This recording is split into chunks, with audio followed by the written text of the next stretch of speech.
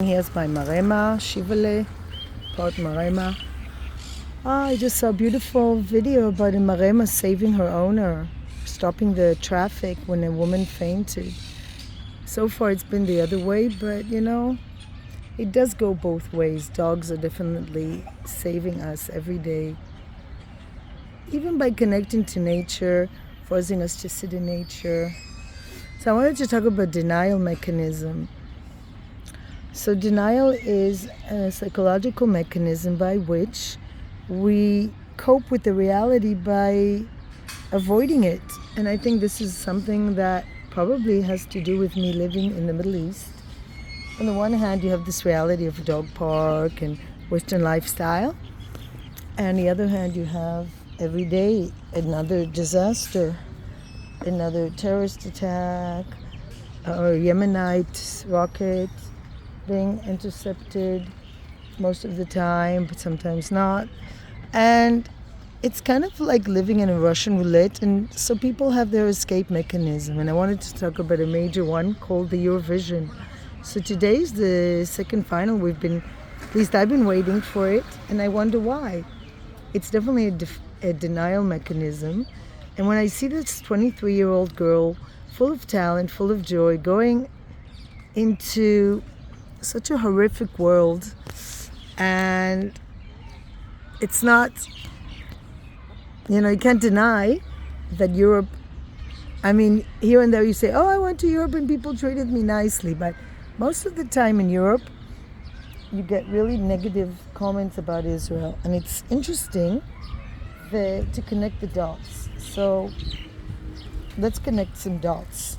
We had a horrific attack on October 7th. Actually, it came very far, even to Tel Aviv. Rockets, invasion, murders, massacres, babies, mothers, children, old, elderly people, Holocaust survivors. And instead of an outrage, a Pandora box, this is the only way to call it, a Pandora box of evil demons came out, and you can't put them back. Because once those evil things come out of the Pandora box, it's impossible to put them back, because they've been around for centuries, and now it's a really high level. The forecast is they're not coming back. And this song, this young girl, for me, it's like a sacrificial lamb. She's so innocent, she's so naive, she's been under a terrorist attack, she's coming back trying to heal, and then she's going into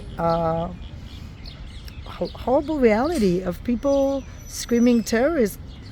Palestine represents a terrorist organization and nothing more and nothing less. It is terrorists.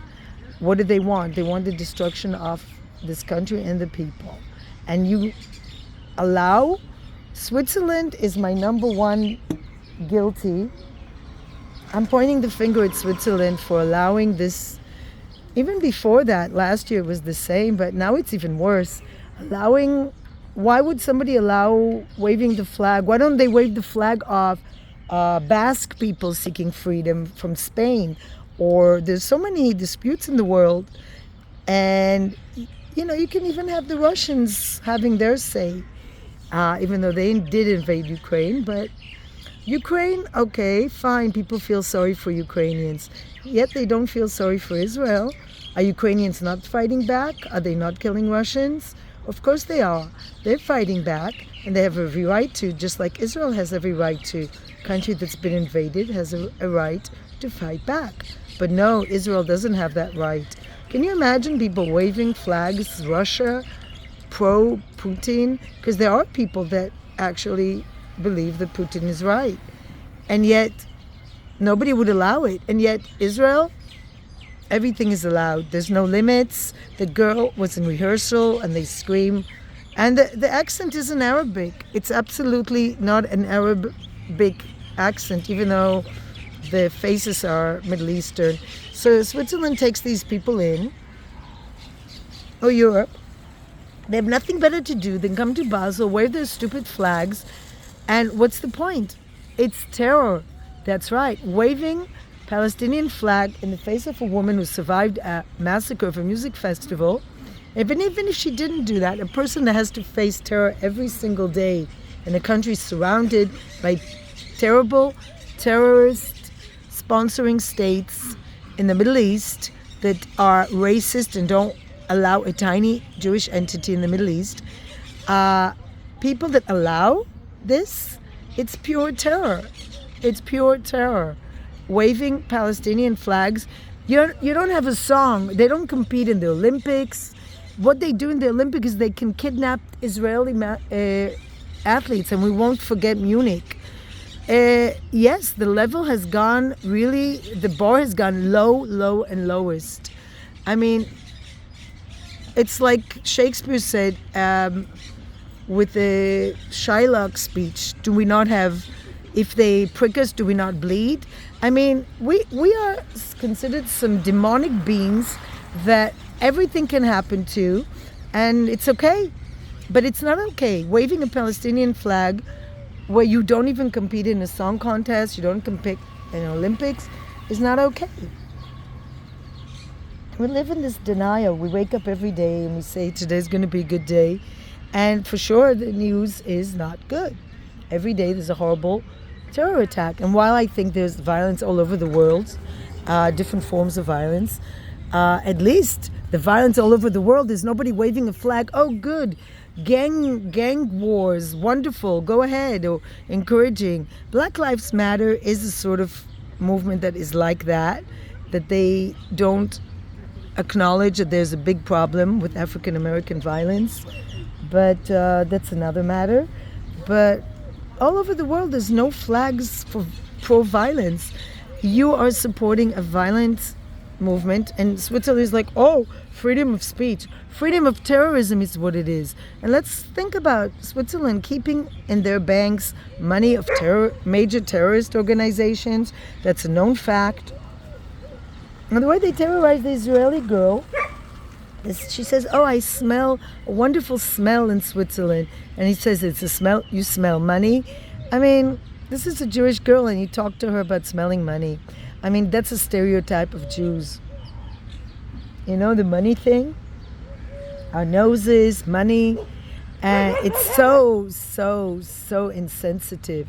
If I could define Switzerland, Eurovision, it's insensitivity. Even the representative, a man who would have been massacred within seconds in Gaza as being non-binary, a man with a skirt, wouldn't survive that long in the Middle East. And yet he attacks the only liberal entity because of ignorance, stupidity, and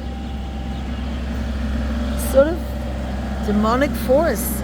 I can't even explain it, but we definitely live in a denial when we allow this young girl to stand there and face all this disgusting, like she was threatened, she had death threats, spitting, yelling at her while she's singing. Why don't the Swiss are really good with fines. I live there, I know. Why don't they give a fine of 6,000 francs to anyone who shouts political slogans in the Eurovision? And let's see them shout when they have to pay 6,000 francs. Put your money where, your mouth is. But as long as there's freedom to demonize Israel, that's not freedom of speech. Saying we're apartheid state, which is absolutely nonsense, as we know, and everybody knows. It's the only country in the Middle East where Jews and Arabs coexist. And, my ex-husband was a horrible person, but he had a good slogan he used to say, you think you can do it better? Think you can do it better? Try. Of course, he didn't apply to himself, but it's a good slogan. If you really want to criticize somebody else, try to do it yourself. Try to survive among, Israel is not surrounded by friendly countries. We're in the same state that the Middle Ages, Switzerland was in the Middle Ages fighting all their enemies. But the difference is that they didn't have to go to a song contest and sing while their enemies are allowed to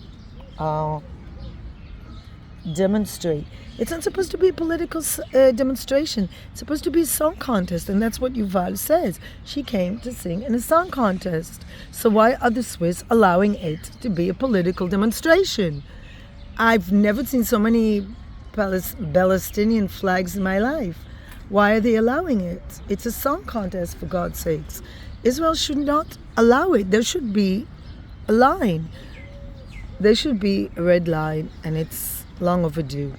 So whether Israel wins or not, I think that the world has lost its marbles. The world has lost any sense of morality. They don't even know what's going on in the Middle East. They just repeat slogans like parrots. They allow people that emigrated from the Middle East exactly for these reasons. If they're so happy in their Middle Eastern countries, why are they considered refugees? If it's so great in the Middle East, why don't they stay there? Because the Israelis, most of them stay. We don't have refugee status. So I think we live in a really big denial of reality most of the time. And today, like some days I wake up and I'm just like, this is crazy. I live in a country where a pregnant woman is shot at, where, and these are people that live here and have rights, and then, we don't really have to put up with this stuff. My solution, and many of the people who live here, is not to be part of Europe, and yet there is this love-hate relationship. Going to Europe, being tourists there, and then being surprised that people say hateful slogans. From what I've heard, the Eurovision is like a whole, instead of being united by music, it's united by hate towards Israel. And I really this poor girl. She has to deal with bullying, being bullied, being spat at, and she's on the right side of history. Because the wrong side is where terrorists are allowed to murder and kill, rape and kidnap. I don't think we should have participated in this shenanigan called the Eurovision. I think it's a waste of time and energy. And yet it's empowering, it's some sort of victory. Well, the victory is at home, trying to survive, trying to keep our mental balance, trying to, people are raising children here in a very hostile environment. And I don't think we should seek approval from Europe, because I think it's gone beyond madness. It's gone beyond madness. And I think Israel is the safest place for Israelis and for Jewish people, because the Jews are also being involved, even whether they want it or not. Whether they want to be involved or not, they are involved. So denial can give you energy for so long, and then at one point you say enough is enough. Enough is enough. I'm out of this stupid game. And so I have to say, so I wish her really good luck in coping with the madness. I think it's cruelty to send a young girl to such a hostile environment. And as long as Switzerland can guarantee that it's not going to be a political, an ugly political show, pro-terror show, as long as they can guarantee it. And they have strong police in Switzerland. They know how to deal with people when they don't want them. And I wonder again, as I always wondered when I lived in Switzerland, where are the Jews? Are they hiding in an attic? Where are the Jews? There are a few Jews there. And they've got a lot of power in the Swiss society. The guy that directs the Eurovision is a Jew, Widmer or something. So where's the pro-Israel demonstration? I didn't see the flags. There should be covering her with flags of Israel, because Israel is actually participating in the song contest. And as people love this song, all these other silly songs will be forgotten. How long will people remember Nemo's silly, talentless song? Never. Some songs from the Eurovision stick with you. And I think the Israeli songs are strong candidates because they actually have a message most of the time. Even Shiva La Diva is a song of empowerment. And yet it's so weird how these people don't connect the dots between Shiva La Diva, sorry, not Shiva La Diva, Diva, between Neta's song, I'm not your toy, you stupid boy, which is a stupid maybe phrase, but it's not stupid at all when you think about the message of empowerment for women and for marginalized people. And yet this Eurovision allows bullying of a small nation by 2 billion people and their supporters. Why? Why? I don't know. I don't understand it. Human behavior is beyond my understanding. Right, Shiva? Anyway, I just feel like getting it over with because I'm always feeling something bad is going to happen.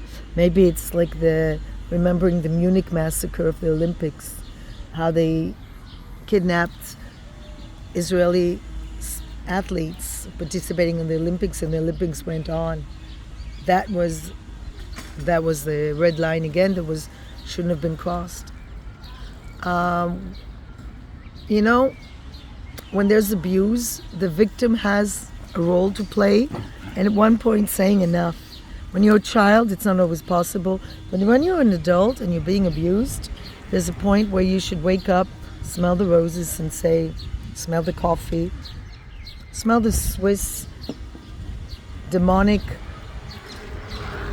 politicizing of this event and allowing it. I guess they're making money out of it.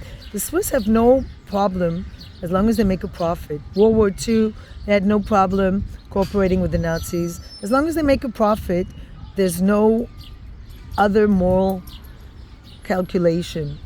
They don't care that this girl is being bullied. They're allowing her to be bullied, demonized, politicized.